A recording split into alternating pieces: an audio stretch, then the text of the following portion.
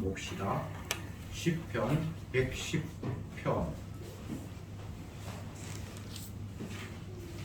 시편 119편 113절부터 120절까지 교독하겠습니다.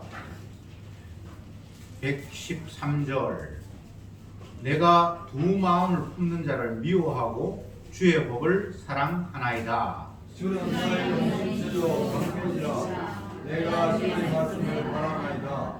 너희 희생자여 애악자여 나를 떠날지어다. 나는 내 하나님의 계명을 지키리로다. 주의 말씀대로 나를 붙들어 살게 하시고 내 소망이 무섭지 않게 하소서.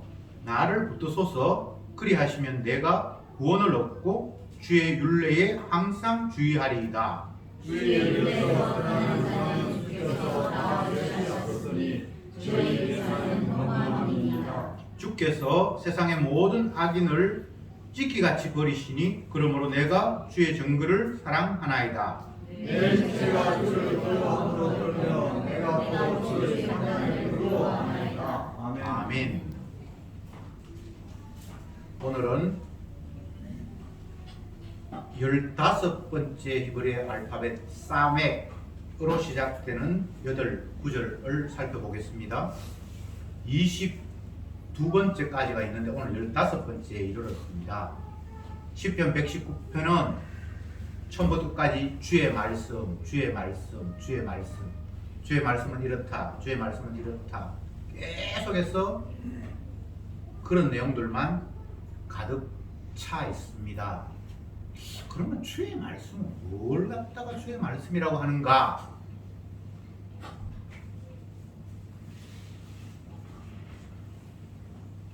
바울은 로마서에서 복음은 율법과 선지자들의 입을 통해서 하나님의 아들에 대해서 말씀하신 것이다. 이렇게 말하고 있습니다. 예수님은 이 성경을 자기에 대해서 이야기한 것이다 라고 말씀을 하셨습니다. 구약의 율법, 선지자가 외쳤던 것, 그건 하나님 아들에 대한 이야기다. 그러니까 복음이라고 하면 하나님의 아들에 대한 이야기겠죠. 하나님의 아들에 대한 이야기가 아닌 것은 복음이 아니죠. 찾아봅시다. 성경 아는 구절이지만 로마서 1장 1절 2절 한번 찾아봅시다. 로마서 1장 2절 같이 읽어봅시다. 시작. 이 복음은 하나님이 선지자들로 말미암아 그의 아들에 관하여 성경에 미리 약속하신 것이라. 하나님이 선지자들을 통해서 구약 내용이죠. 그 아들에 관해서 성경에 미리 이야기한 게 기쁜 소식이래요. 그럼 복음은 아들에 관한 이야기를 해야 복음이 되겠죠? 아들 이야기 아니면 복음이 아니죠? 이걸 우리가 정리를 하고 난 이후에 모든 것들을 하나님 말씀을 봐야 돼요. 지금 여기에서 성경에서 주의 말씀 그런데 그거 다 아들 이야기예요. 그리고 그 아들의 이야기 속에 기쁜 소식이 담겨 있다. 이렇게 정리를 하고 아들이 생명이고 아들이 구원이고 아들이 우리에게 영생을 주고 아들이 복이고 모두가 다 아들입니다. 물론 예수님의 그 존재 자체를 이야기하는 것이 아니라 아버지의 뜻을 좇아서 자기 백성의 무리를 죄악을 담당하시는, 쉽게 이야기하면 십자가 지심, 아들의 십자가 지심이 기쁜 소식이에요. 복음을 이야기할 때는 반드시 십자가와 연결이 돼야 되고 아들의 죽음과 연결이 돼야 되고 그 죽음을 이야기할 때는 인간의 죄가 거기에 맞물려 있어야만 돼요. 제가 늘 설교 시간에 강조하지만 십자가는 1차적으로 우리가 예수님을 살해했다라는 증거입니다. 예수님이 그냥 돌아가신 거 아니잖아요. 늙어서 돌아가신 거 아니잖아요. 병 걸려서 돌아가신 거 아니잖아요. 모든 인류가 예수님을 향해서 돌을 던지고 그를 죽였잖아요. 그게 십자가 사건이잖아요. 예수님을 이야기하면 반드시 그의 죽으심을 이야기해야 되고 그의 죽으심 십자가를 이야기하면 반드시 우리의 죄가 거기에 들어가야 됩니다. 그래서 십자가가 복음이다라고 이야기할 때는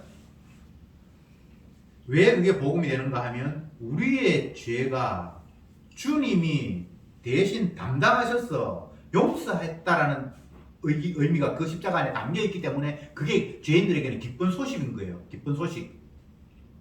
복음이라고 하잖아요. 복음. 성경은 복음이잖아요. 기쁜 소식이잖아요. 너무나 기뻐서 이 시편 기자는 그 기쁨을 주체하지 못해서 이 119분이라는 어마어마한 방대한 이야기를 한 구절 한 구절마다 그 말씀에 대한 감격과 기쁨을 계속해서 토해내고 있잖아요. 왜? 저주받아야 될 죄인인 자기가 예수님의 말씀 약속대로 그 아들이 대신 저주받음으로 말미암아 죄에서 해방되었기 때문에 기뻐질 줄 모르는 거예요. 물론 내가 이제 지옥 안 가고 벌 안 받아서 다행이다라는 측면보다는 주님의 그 십자가의 그 보혈이 얼마나 대단한 것인가에 꽂혀 있어서 계속 그 이야기를 또 하고 또 하고 또 하고 또 하고 또 하고 계속 내뱉는 거예요.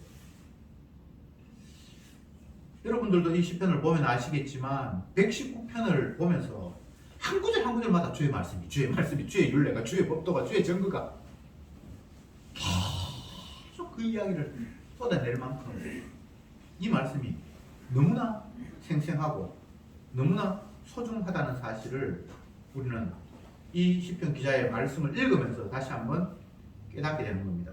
113절에 내가 두 마음을 품은 자를 미워하고 주의 법을 사랑하나이다.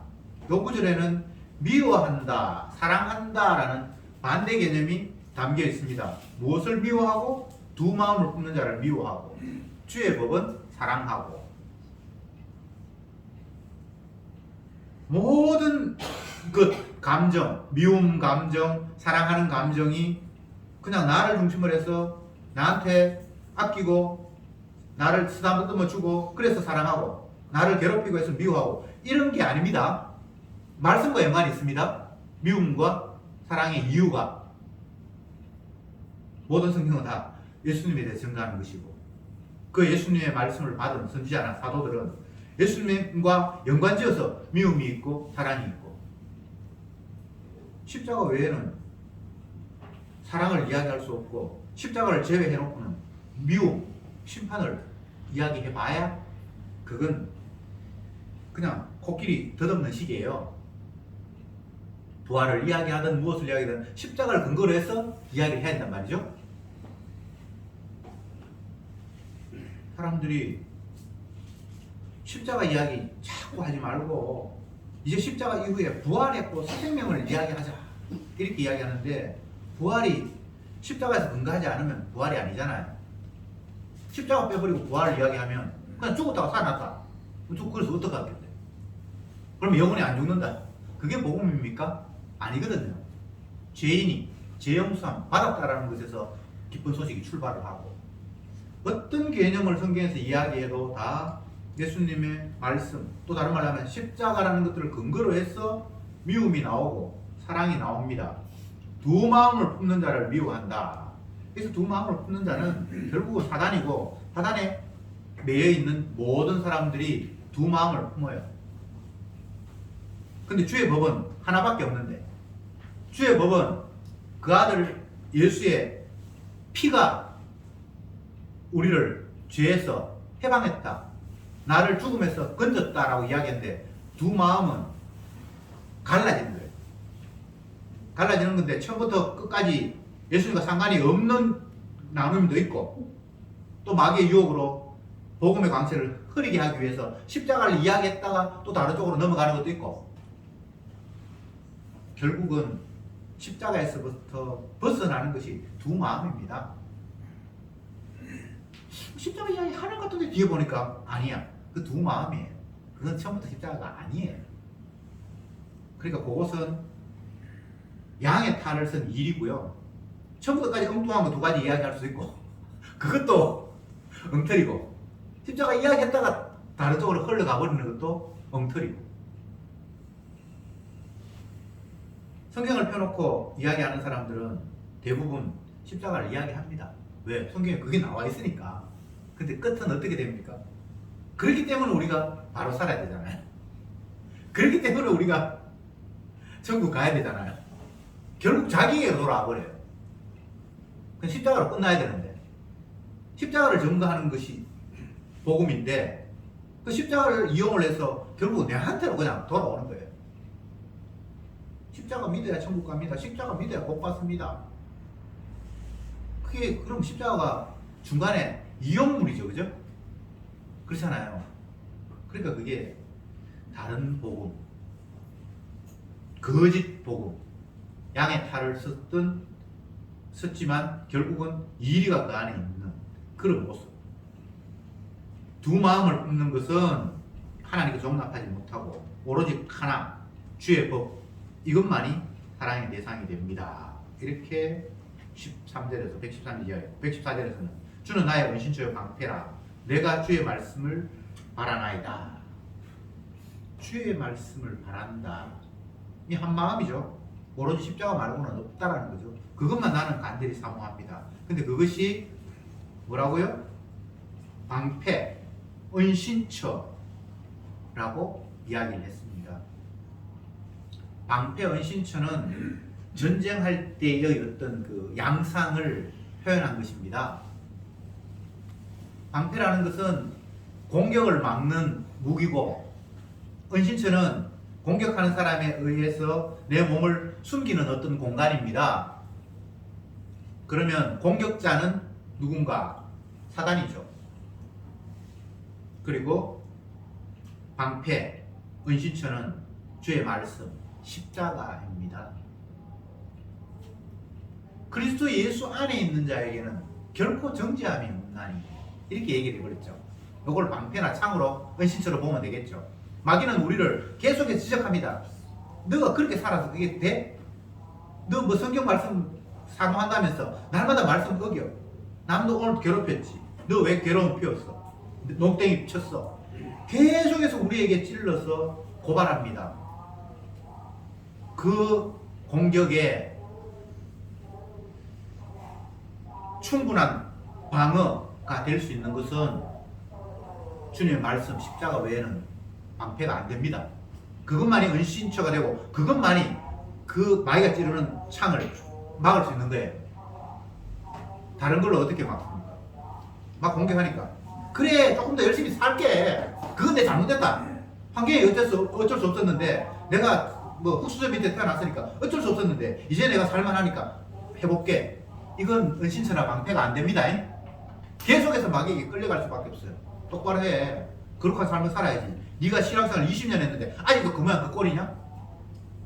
거기에 대한 마귀의 공격에 대한 유일한 방패는 십자가 그늘 아래 숨는 것 말고는 방법이 없습니다. 그게 은신처고 그게 방패예요. 십자가 안에 들어가 버렸으니까 아무리 공격을 해도 그게 우리에게 미치질 못해요. 마귀의 그 쏘는 화살이 십자가 안에 있는 우리에게는 이럴 수가 없어요. 그것을 로마서에는 누가 우리를 그리스도의 사랑에서 끊으리요? 환난이나 핍박이나 기근이나 적신이나 위험이나 칼이랴. 세상 그 어떤 그 무기도 우리를 그리스도의 사랑에서 끊을 수 없느니라. 그 근거가, 그 이유가 결국은 십자가라는 겁니다. 주님이 대신에 채찍을 맞았는데 이제는 내가 채찍이 맞을 이유가 없는 상황이 되어버렸어요. 그래서 주님의 말씀이 나의 은신처고 방패다 라고 이야기합니다. 115절에 너희 행악자여 나를 떠날지어다 나는 내 하나님의 계명을 지키리로다. 그래서 떠날지어다 라고 이야기를 하고 있는데 그 마귀는 계속해서 우리를 넘어뜨리고 복음의 광채를 가리는 역할을 하잖아요. 마귀는 그냥 기계적으로 그 일을 해요. 십자가 복음의 광채를 가리는, 예수님 십자가의 의미를 자꾸 흐트러뜨리는 일을 해요. 그게 고린도후서 4장 4절에 나오잖아요. 이 세상 악한 신인이 날마다 복음의 광채를 가린다고. 그래서 안 믿는 자들에게 멸망하도록 인도한다고. 그렇게 자꾸 가리는 거 악한 세력아 꺼져 떠나가 라고 외치고 있습니다. 물론 뭐 사람이 떠나가라고 한다고 해서 마귀가 떠나가는 건 아니고요. 결국은 너와 나는 함께 할 수 없어. 분리돼야 돼. 말씀과 나는 동행해야 되지만 악한 세력인 너, 분리해가지고 두 마음을 품게 하는 너, 너는 나와 이별할 수밖에 없어 라고 외치고 있습니다. 여러분, 주님은 임마누엘의 하나님이다 이렇게 복음서에서 이야기하고 있습니다.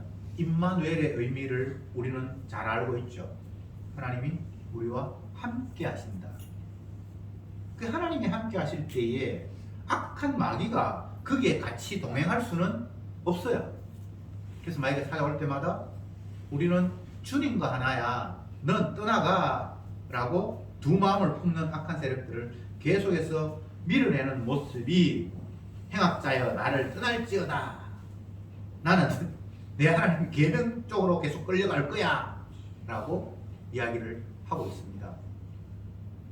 성도의 삶이라는 게 물론 우리가 의도해서 이렇게 살아야지 저렇게 살아야지가 안 되지만 궁극적으로는 복음의 광채 안으로 십자가의 그늘 아래 주님의 용서가 있는 그곳이 은신처가 되고 방패가 되는 쪽으로 계속해서 성령은 인도하시고, 그럼에도 불구하고 마귀는 그 방패를 넘어뜨리고 벗어나서 우리를 공격하려고 다가오고, 그러니까 떠나가, 보기 싫어 라고 지금 밀어내는 모습이 시편 110, 오늘 본문 115절입니다.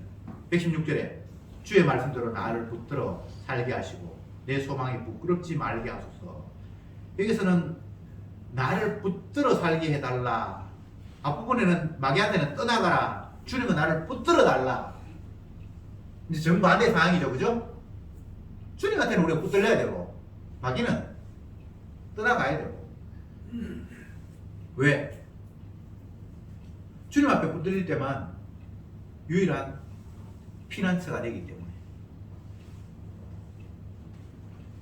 우리는 내 스스로의 힘으로 마귀를 한번 이겨보려고 나도 모르게 발버둥 칠 때가 많습니다.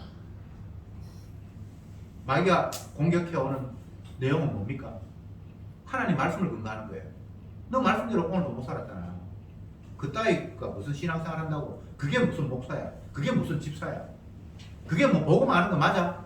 라고 날마다 우리에게 공격하는 이유는 십자가로부터 떼어놓기 위한 마귀의 전략인데, 우리는 하나님의 말씀으로 숨는 것이 아닌 상황이 되어버리면 어떻게 하는가 하면 내가 그 마귀를 이기려고 항변을 해보는 거예요. 그리고 열심히 하면 되잖아. 그게 마귀에게 말려든 거예요. 바르게 살면 되잖아. 아직은 내가 어리지만 이제 내일 모레 되면 점점 더 성숙할 거야. 그게 마귀의 전략에 넘어오는 거예요. 그건 절대 마귀를 이기는 방패나 은신처가 되지 못합니다. 그냥 십자가를 들이미는 거예요. 그래, 나 죄인이다. 그분이 채찍에 맞아서 내가 나음을 입었어. 떠나가야 하고 함께 해야 되고 주의 말씀대로 나를 붙들어 살게 하라. 이야, 정말 감사한 이야기죠. 주의 말씀이 그런 능력이 있습니다. 하나님의 말씀은 살았고 운동력이 있으니까요. 말씀을 기록되어 있고 이것을 내가 해석하고 이 말씀에 내가 순종하고 이게 아닙니다. 말씀 자체가 살아서 운동력이 있어서 우리를 계속해서 피난처 속으로, 방패 속으로 우리를 집어 넣습니다. 성령이 말할 수 없는 탄식으로 너희를 위해서 기도하신다. 예수님께서 베드로에게 네가 마귀에게 떠나가지 않도록 내가 기도했다. 예수님이 붙들고 있다는 이야기를 그런 식으로 표현을 하고 있습니다. 내가 마귀를 대적해서 이길 방법은 없습니다. 그러나 주께서 나를 붙드신다는 사실, 117절에도 같은 말이 나옵니다. 나를 붙드소서, 그리하면 내가 주의 구원을 얻고 주의 윤례를 항상 주의하리이다. 주님이 붙들으시면 모든 문제가 끝나는 거죠. 우리가 어떻게 할 수는 없습니다.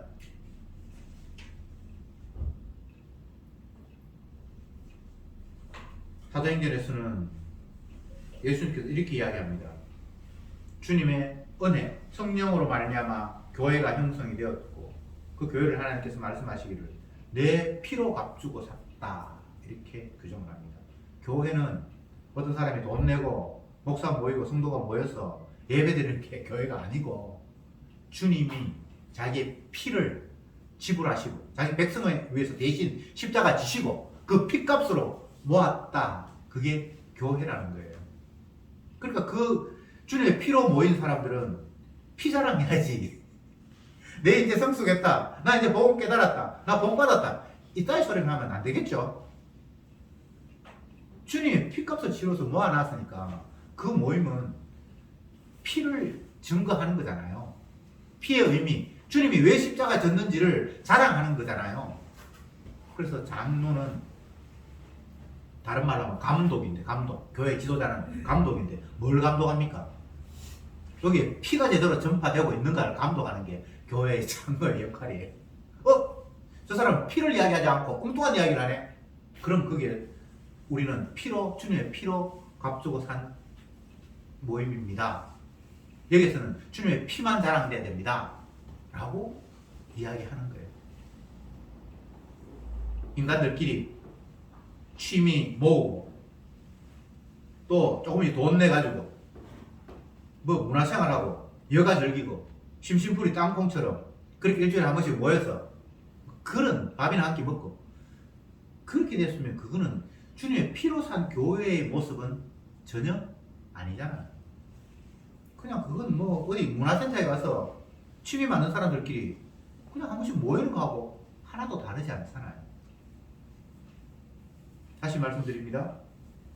주님의 교회는 주님이 자기 피로 값을 지불하고 모아놓은 것을 교회라고 주님이 이야기하시는 거예요. 그걸 다른 말로 하면 성도. 그런데 왜 성도가 주님의 피 때문에 된 자가 피를 증거하는 예수 그리스도를 전하는 증인, 그것도 또 증인이라고 그러니까 뭐 열심히 선교사 다니면서 예수 믿으면 천국 갑니다, 복 받습니다 해가지고 교회 또 모으는 그게 마치 그 보험 판매하는 사람들이 뭘 모으듯이 그런 게 아니라 피를 계속해서 이야기하는. 주님은 피 흘리셨습니다.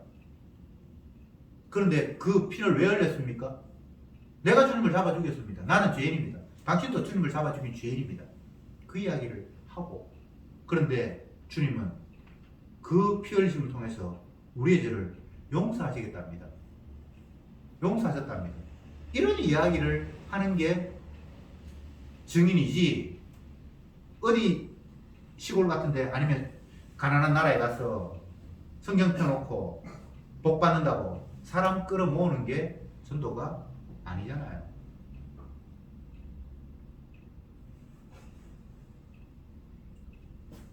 (20년) 30년 좀 됐겠네요. 30년 전에 러시아에 간 적이 있었는데, 울산에서 러시아 선교회라는 곳에서 뭐 그쪽에 가서 복음을 설교할 사람이 필요하다 그렇게 해서, 아마 그쪽에도 목사 같은 게 있는데 시간이 안 맞아서 불러서 어떻게 돼가지고 제가 이제 갔어요. 그쪽에 가보니까 물론 뭐 한인들을 상대로 설교하는데, 조금은 그 사람도 러시아 말을 배워서 조금씩 하는데 설교하고 하는 그 정도는 안 되고, 결국은 남의 나라에 가서 선교한다는 게 우리나라에 가서 살고 있는 사람들, 아니면 그쪽에 옛날 뭐 전쟁 뭡니까 그 일제시대 이후에 강제로 이주된 그런 사람들이 2세들, 그런 사람을 상대로 이제 설교를 하시더라고요. 그 선교라는 게 물론 그곳에 가서도 십자가를 이야기하면 좋은데 예수 믿으면 잘 됩니다. 한국에 예수 믿는 사람들이 많은데 그쪽에 많은 사람들이 부자 되고 행복하고 편안하게 잘 삽니다. 당신들도 예수 믿으면 그 사람들처럼 그렇게 복 받습니다. 이런 이야기를 하고 있는 거예요. 소위 말하는 선교사라는 사람이. 참 기가 찰 노릇이죠. 아이들이 왔는데 아이들 향해서 설교하라 그래서 하니까 애들은 이제 한국말을 몰라서 옆에 이제 한인 2세가 막 통역을 하고 하는데 무슨 말인지 못 알아듣는 거예요. 십자가 이야기하니까. 그냥 날마다 기도하면 복 받는다 이 소리만 계속 들어왔으니까 십자가 이야기를 하면 아무도 못 알아듣는 거예요. 마치 신견 처음 듣는 이야기인 것처럼. 그러면서 그 사람들은 한국에서 선교 후원금 받아가지고 오늘 얼마 멋있으면 사진 찍어 보내고 행사하는 거 애들 뭐 춤추고 그런 거 사진 찍어가지고 보내고 그래서 돈 보내라고 그렇게 살아가더군요. 그런데 또 재밌는 것은 그 기간 중에 한국에서 어떤 목사들이 또 방문을 했어요. 자기들 후원을 하니까 이 사람들이 제대로 복음 전하는가 보려고 사실 놀러 오는 거죠, 그죠? 예. 돈 타내가지고 러시아 내여행을 오는 거죠. 경비 같은 거 다 선교비로 해가지고 물론 뭐 상품 같은 거 아이들 뭐 스케치북도 사고 뭐 학용품도 사고 잔뜩 챙겨가지고 그 사람들도 반겨주고 떠나는 사람 후원해주는 사람도 우리가 뭔가 일했다라는 식으로 그리고는 호텔로 저리로 다니면서 온갖 좋은 거 다 쳐먹고 예, 랍스터 먹고 연어 먹고 그 짓 하는 거예요. 예. 제가 왜 이런 이야기를 하는 거 하면 복음이라는 것은 성도라는 존재는 피로 주님의 피로 만들어진 존재고 그 피로 만들어진 성도는 주님의 피를 자랑하는 것이 제대로 된 성도의 모습이지 성경 펴놓고 다른 이야기 하는 거는 복음의 강체를 가리는 마귀에게 그냥 놀아나는 거예요.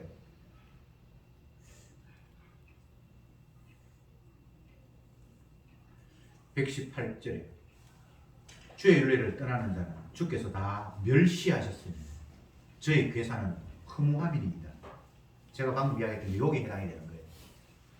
주의 윤례를 떠나면 십자가 이야기 안 하고 성경 펴놓고 복음한다 그러고 그게 다 괴사 헛된 이야기예요.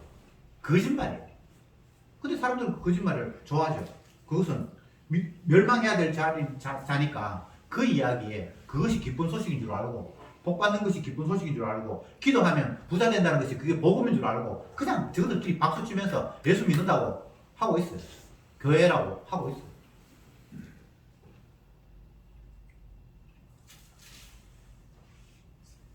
중국에도 따라갔는데 그때는 뭐 이건호 목사님이 가시는데 그 제가 옆에 따라가요. 한 번은 한인이 아마 조선족 2세인지 모르겠어요.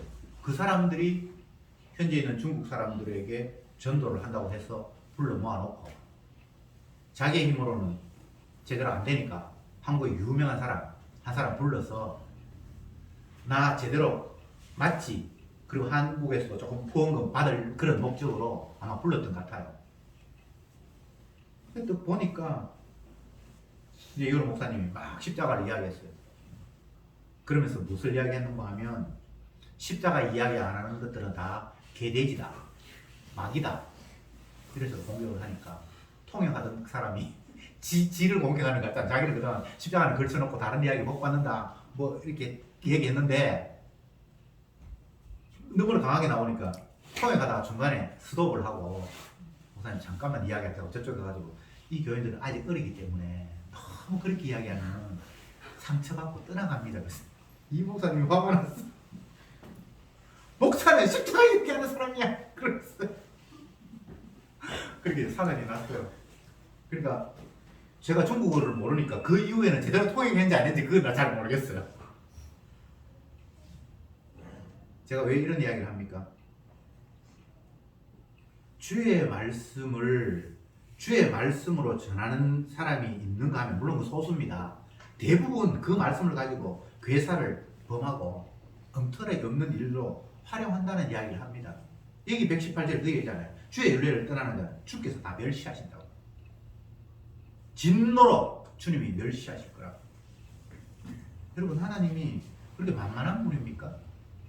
주님은 자기 피로 값주고 사서 이것이 내 생명이라고 그리고 내 피를 증거하라고 뽑아놨는데 그 말씀을 가지고 밥벌이하고 돈벌이하고 그 중국에 통역하는 그 목사라는 사람이 사석에서 내한테 하는 이야기가 목사님 저를 한국에 좀 초청해 주시면 좋겠습니다.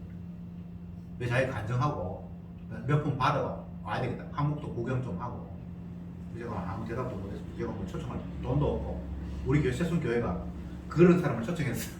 호텔비 되고 경비 될 만한 능력도 없고. 그들은 복음을 들은 것이 아니라 뭔가 성경의 내용들을 가지고 맞벌이 할 연구를 하고 있는 거예요. 그러니까 그게 주님께서 속겠습니까? 사람들은 속을 줄 몰라요. 그러나 주님은 속지 않아요. 주의 윤례를 떠나는 자는 주께서 다 멸시하신다. 119절에 주께서 세상의 모든 악인을 찢기같이 버리시. 똑같은 이야기입니다. 그러므로 내가 주의 증거를 사랑하나이다.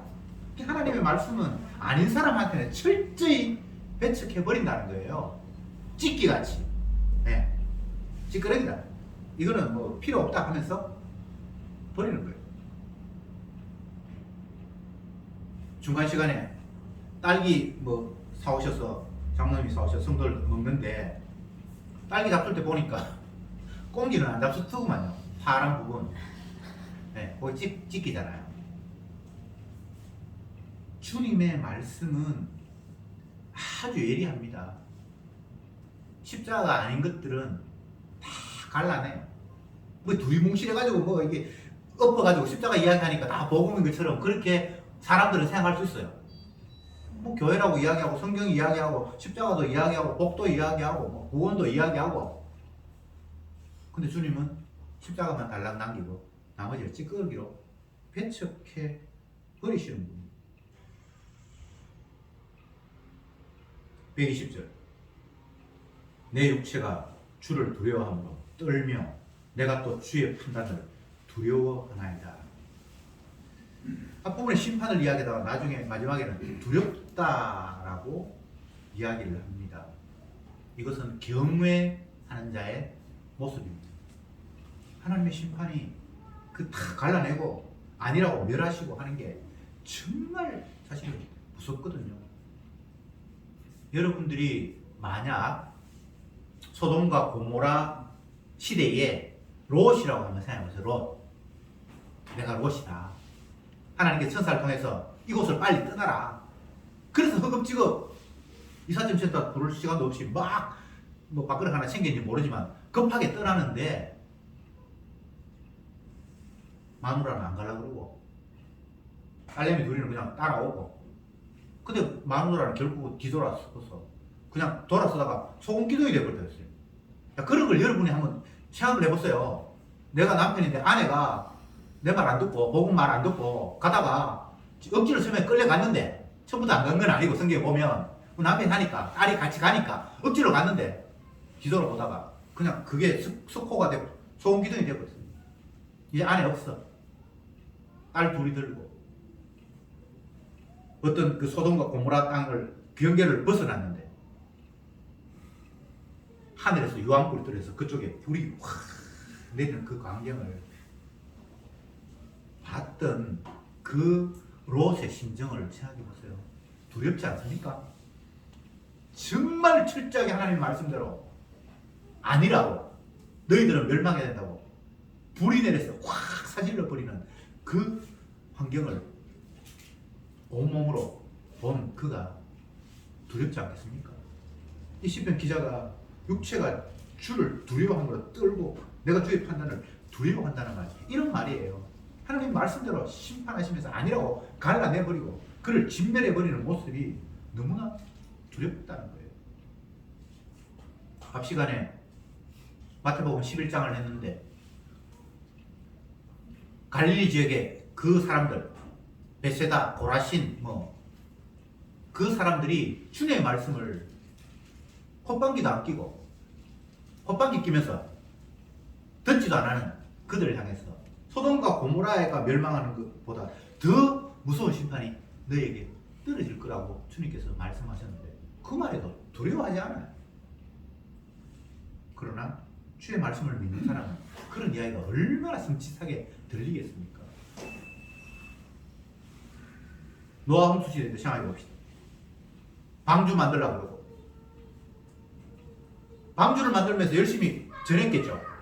이제 하나님께서 물로 심판하시는데 방주 안에 안 들어가면 다 죽는다고 하셨다. 근데 아무도 그 말 안 들어요. 노아의 가족만 겨우 그 방주 안에 들어갔을 때 하나님이 그때부터 물로 막 세상을 쏟아 부을 때 그때 내하고 친했던 그 친구 물에 떠내려가고 다 하나님의 그 심판 아래 그냥 물고기 밥이 되어버렸겠죠. 그죠? 그런 사람은 요 하나님의 말씀이 두렵다라는 말이 진짜 농담이 아니겠죠. 왜 성경에 경외한다라는 말을 했을까요? 그만큼 하나님은 말씀대로 애누리 없이 그냥 집행해 버리는 거예요. 이스라엘 백성들이 가나안 땅에 들어갈 때 가나안에 살고 있던 족속들이 꽤 많았어요. 그 빈터가 아닙니다. 하나님이 진멸해 버리라고 했어요. 정말 무서운 하나님. 물론 다 진멸을 못했어요. 그러니까 나중에 그들이 찌르는 가시가 되어서 이스라엘을 평생을 괴롭혔어요. 이제 말씀을 좀 정리해 봅시다. 세상은 주님의 약속에 의해서 펼쳐졌습니다. 주님의 약속은 그 아들을 주로 드러내고 자랑하기 위해서 모든 피조물을 만들었습니다. 이 백성이 나를 찬송하게 하려 합니다. 근데 그 주님을 주로 드러내고 찬송하게 하는 그 방법이 자기 백성의 죄를 담당하는 역할을 통해서 주가 되게 하시고 그리고 그들에게 높임을 받는 그런 것들을 약속하셨습니다. 그게 주의 말씀이에요. 그것 외에 다른 말씀은 없어요. 그러니까 우리는 주의 말씀을 펴놓고 하나님이 자기 아들 이 땅에 보내서 주로 만들고 영광받기를 원하셨는데 그를 찬송하기를 원하셨는데 그 찬송받기 위해서는 내 죄를 그분이 담당하셔서 우리를 죄 가운데서 건지시는 역할을 하셨구나. 그리고 우리는 그 안에서 주님을 주로 높이면서 경배하고 찬양하고 그 주님의 피 흘리심의 사랑을 전하도록 증인으로 우리를 끌고 가시는구나. 그게 전부입니다. 그것 외에 다른 건 없습니다.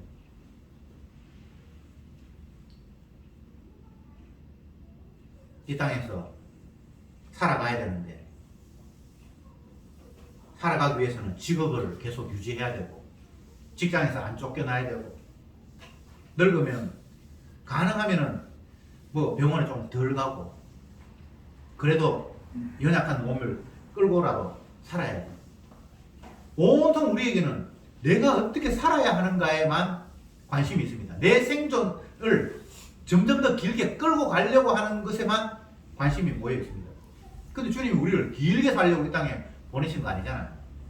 자기 자신이 누구인지를 보여주고 그 십자가의 피를 자랑하라고 그리고 그 주님 앞에 무릎을 꿇고 입으로 주를 시인하라고 이 땅에 보내놓으셨잖아요. 그래서 이 백성은 내가 나를 찬송하기 위해서 만들었다라고 말씀하셨잖아요. 근데 그 목적과 전혀 다르게 살아가요. 주님 찬송할 데 관심이 있는 게 아니고 내 생존 자꾸 연장하는 일에만 관심이 있잖아요. 그렇지 않습니까? 그래서 우리는 고라신, 베세다, 그 갈릴리 지역의 사람들이 주님을 믿지 않고 엉뚱한 길로 갔다라는 게 다른 이야기가 아니라 우리에게 모두에게 해당되는 이야기예요. 그 소돔과 고모라보다 더 무서운 심판을 받아야 된다는 이야기를 하고 있어요. 누구도 예외가 아니에요. 말씀 전하는 저도 예외가 아니에요. 어쩌란 말인가? 결국은 다시 십자가를 바라볼 수밖에 없습니다. 갈라디아 사람들은 십자가가 너희 눈에 밝히 보이거든. 누가 너희를 꾀드냐. 제가 방금 이야기했을 때 여러분들이 열심히 복음 전했는데 베세다 그 갈릴리 지역에 열심히 복음을 전했는데 그들이 받아들이지 않는다. 그러니까 결국은 소돔과 고모라보다 더 무서운 심판이 있다 라고 성경에 이야기했을 때 우리가 당장 드는 생각은 내가 그럼 제대로 살아야 되네, 예수님 믿어야 되네 라는 이런 생각이 들 수밖에 없죠. 그게 방패가 아닌, 은신처가 아닌 사단을 대적하는 모습이에요. 맞다, 나는 예수 못 믿고 내 생존밖에 관심이 없고 그래서 나는 소돔과 고모라보다 더 무서운 심판을 받아야 되는 게 합당하다. 그걸 인정하면서, 그렇기 때문에 주님이 나에게 기대하지 않으시고 본인이 대신 이 땅에 오셔서 십자가를 지셨구나. 이렇게 답이 떨어져야 된다 이 말입니다. 내가 이제 믿어야지. 나는 이제 회개해서 바로 해야지. 이거 마귀의 밥이 되는 거예요. 그렇게 할 수가 없어요. 여러분 아무리 설교 듣고 돌아가 보세요. 이제 나는 주님의 영광을 위해서 살지. 이제 더 이상 밥 먹는 일에 관심 안 갖겠다. 이게 됩니까? 안 되도록 우리를 만들어 놓으셨어요. 왜? 끝까지 자기 피가 아니면 안 되는 구도로 우리를 집어넣으시기 때문에. 그래서 주님이 하신 말씀이 나는 죄인을 보러 왔다고 말씀하십니다. 여러분 죄 인정하고 피 십자가를 바라보십시오. 그럴 때 그것이 은신처가 되고 방패가 되어서 더 이상 마귀가 우리를 어찌할 수 없고 마귀와 내가 분리되는 유일한 길입니다. 기도합시다. 주여, 오늘도 말씀을 통해서 다시 한번 십자가의 의미를 되새겼습니다. 마귀는 끝없이 우리를 넘어뜨리려고 내 잘못된 행동에 대해서 시비를 걸고 바르게 살라고 위협을 하고 온갖 방법으로 십자가와 상관이 없는 삶을 살도록 유혹하고 있습니다. 그러나 우리의 갈 길은 우리가 의지해야 할 것은 십자가 피 외에는 없다라는 사실을 오늘도 말씀을 통해서 확인했습니다. 우리는 잘 살 방법도 없고 주님을 자랑할 만한 능력도 안 되고 사나 죽으나 나는 나를 위해서 생각하면서 살 수밖에 없는 죄인이라는 사실을 오늘도 말씀을 통해서 확인했사오니 마귀의 우리의 유혹 앞에서 내가 죄인임을 당당하게 고백하고 그러기에 주님께서 대속의 피를 흘리셨다라는 그 피를 외치는 저들이 되게 하옵소서. 예수님의 이름으로 기도드려옵나이다. 아멘.